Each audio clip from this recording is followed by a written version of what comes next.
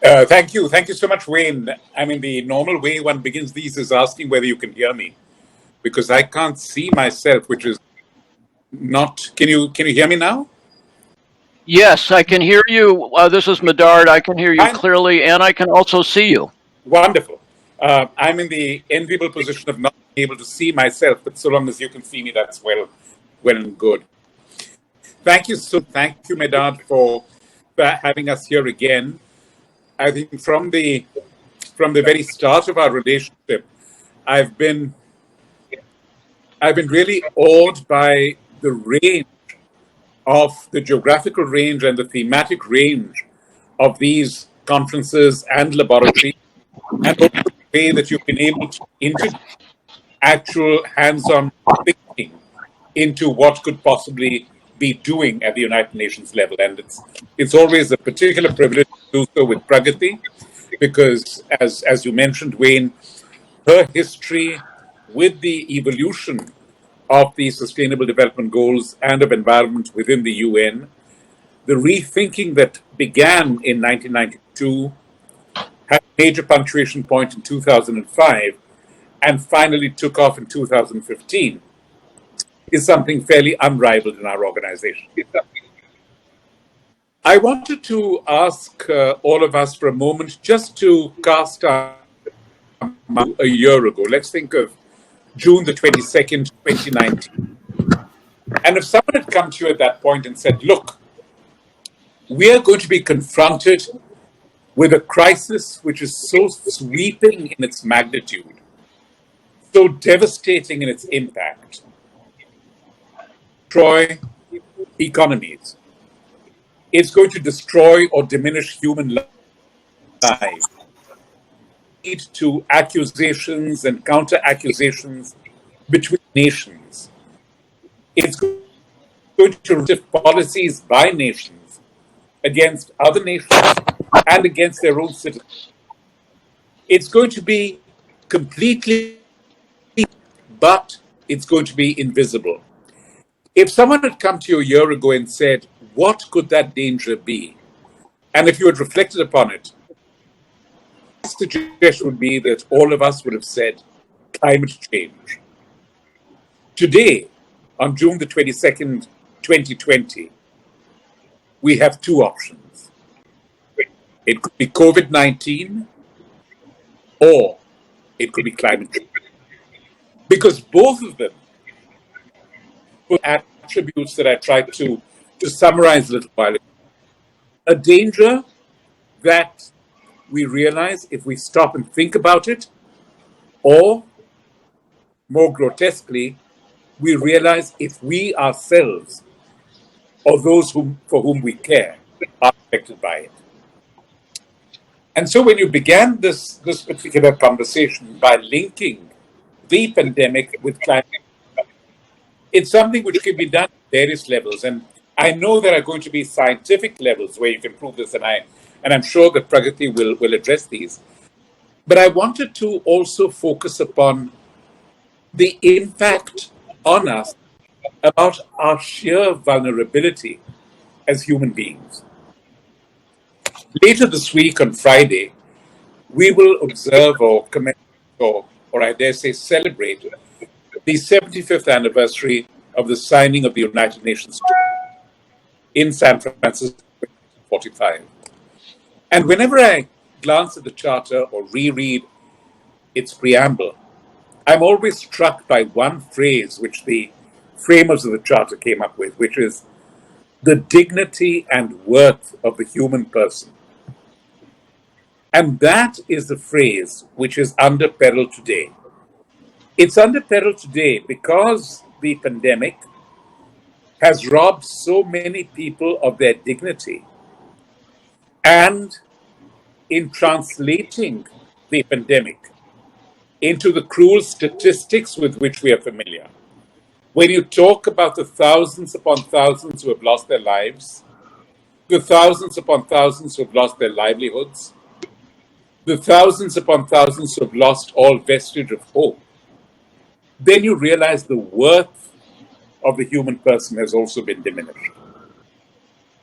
But I would argue to you that this is a diminution which has taken place even before the terrible situation we're in today, precisely because we are in a world which we began for as dramatically offensive that as far back as 1972, when we had our first conference on the environment, to 1987, 15 years later, when a landmark commission tried to address and define the concept of sustainable development, to the Rio conference 5 years later, where Pragati was, and its linkage of environment and development, to the World Summit of 2005, when we tried to reframe the phrase enlarge a freedom of the United Nations Charter and see how that could affect our lives,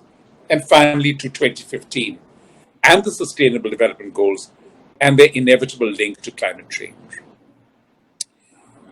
And the irony is that, in a sense, this pandemic has really liberated the possibilities of what we saw as realistic in the global climate change scenario. We had aspired to keep global temperatures, to keep them at a level of 2 degrees Celsius above pre-industrial levels.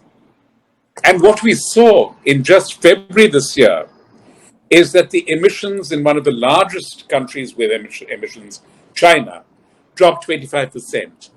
We saw the global averages of emissions come down 5.5% from 2019. And that's a dramatic figure when you consider that until 2019, the percentage, far from slowing down or decreasing as we had hoped, had actually been increasing. So what the pandemic did, in certainly not the most ideal manner, was to show us the possible. It showed us that we could reduce the 6,000 lives a year that are lost in this country, the United States, to automobile accidents every year, or the 200,000 that are lost every year to atmospheric pollution. But is this the way that we want to prove that what we thought of as possible is possible? I'm so glad that we are joined by students from one of the loveliest countries in the world, the Democratic Republic of Congo, who've joined us from Kinshasa. And I recall last year at the General Assembly, President Tshisekedi had spoken, and he had some very compelling metaphors. He said that in the Democratic Republic of Congo, there are 80 million hectares of arable land. There is water in the DRC. And between this land and the water, they could take care of the new food and water needs of 2 billion people. All they needed was to adapt climate change to their requirements and to put themselves forward on the goal. 50% of the DRC is covered in forests. And that brings you, in Kinshasa, the question, where are you going to strike the balance? Are you going to preserve that forest cover of 50%? Or are you going to make compromises and use some of that, deforest it, and create industry? There are no easy answers to this. And I hope that when you think about this, you will not be bound by what many of us in our generation have been trapped by, of feeling a moral or ethical impulse without looking at the practical and immediate consequences. Because all that we do at the United Nations, and all that Medard and Wayne do in GEM and in labs like this, is to reconcile the idealistic with the necessary. Democratic has an of 17. That's the age of Greta Thunberg. So you are a country of activists, of possible activists, but also, I would like to say, possible and hopeful rationalists. So there are no easy answers. And what is true of you in the DRC is true for our friends who've joined us from Vietnam, from Saudi Arabia, from Pakistan, from India, from Canada, and of course within the United States. Vietnam, when we look at the one index that we had until now of global health, the surest indicator was maternal mortality. And when we realized that in Vietnam, there are only 43 deaths per 100,000 women who are expecting or delivering is a commendable average. When we realized in Vietnam, the emissions per capita are 2.1 tons, as against the ideal threshold of 5 tons, we realize that is creditable. So here we have the potential. We have statistics for us, we have facts for us, but above all, we have hope for us.